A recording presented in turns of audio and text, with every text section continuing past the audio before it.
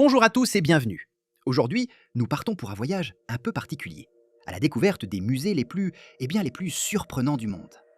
Préparez-vous, nous allons nous embarquer pour un périple à travers les vénérables temples de la culture humaine pour y admirer les trésors insoupçonnés de notre civilisation. Oh Coco, arrête un peu ton char. On va pas se mentir, hein. On va surtout voir des trucs tellement barrés que personne n'a osé les mettre à la poubelle. C'est ça la vérité. Gus, s'il te plaît, un minimum de tenue. Commençons notre exploration par une question fondamentale, une question qui a hanté des générations d'artistes. Oui, que fait-on de l'art qui est objectivement mauvais? Eh bien, figurez-vous que la réponse se trouve à Boston. Voici le Museum of Bad Art, le MoBA. Sa mission est simple, presque noble, célébrer l'art qui est trop mauvais pour être ignoré. L'idée a germé quand son fondateur, Scott Wilson, a trouvé l'œuvre maîtresse de la collection, Lucy in the Field with Flowers, posée tranquillement à côté d'une bain à ordures. Comme quoi, le génie se cache parfois là où on l'attend le moins. Attends, mais regarde-moi ça. La pauvre Lucie, on dirait qu'elle vient de voir un fantôme. Elle a un œil qui dit bonjour à l'autre et le ciel est jaune. Comment dire, jaune pisseux, voilà. Franchement, c'est pas de l'art ça. Ah, c'est un appel au secours. Gus, mais c'était quoi ce bruit? On tente de maintenir un certain niveau de dignité ici. Bon, passons. Puisque l'art ne vous inspire pas, nous allons aborder un sujet d'une importance, disons capitale. Notre prochaine escale nous emmène à New Delhi en Inde pour explorer un pilier de notre civilisation. L'histoire des toilettes, c'est un véritable marqueur du progrès humain, une épopée technologique fascinante. Le Sulab International Museum of Toilets est une institution on ne peut plus sérieuse.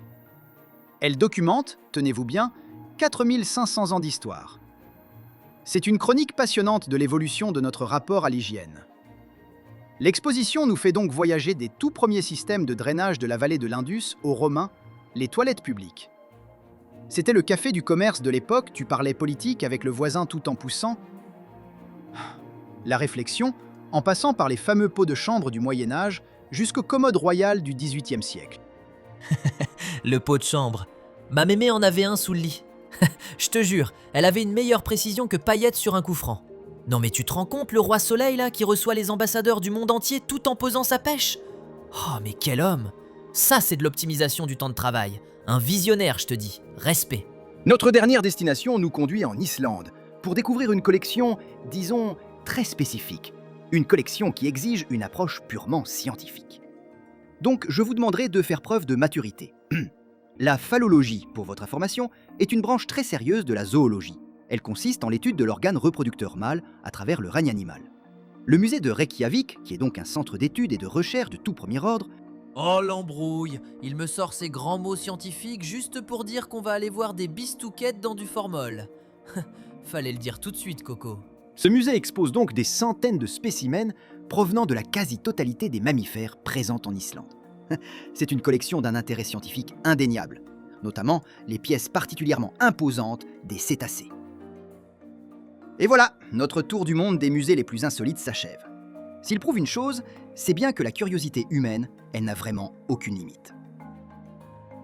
De l'art délibérément raté au trône de l'histoire, en passant par des collections anatomiques uniques, le monde est une véritable boîte à surprises.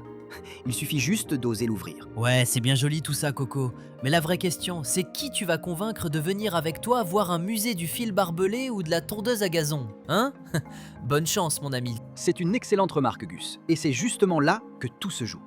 La clé, ce n'est pas la destination, mais de trouver des personnes qui partagent les mêmes envies, aussi particulières soient-elles. Il suffit de trouver les bons partenaires d'aventure. Attends, mais c'est pas vrai? Tu veux dire que je peux trouver un autre fou qui veut monter avec moi le club des collectionneurs de rondes serviettes? Mais il faut m'inscrire tout de suite. Allez, à la prochaine les amis!